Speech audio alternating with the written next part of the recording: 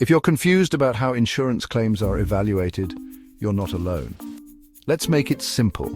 During the evaluation stage, insurers figure out how much they'll pay based on your policy limits, deductibles, and covered damages. For personal lines, imagine you're a driver with a $500 deductible and you get into an accident. The damage costs $5,000.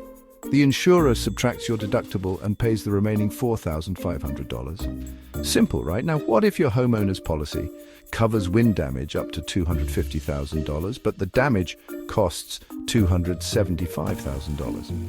You'll have to cover the extra $25,000 yourself. For businesses, it gets a bit trickier. Say a company faces a cyber attack.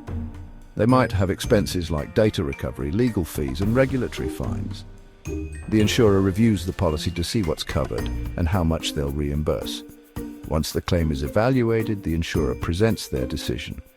They either move towards settlement or deny the claim if it doesn't meet coverage criteria. And that's how it works. Claims evaluation made easy.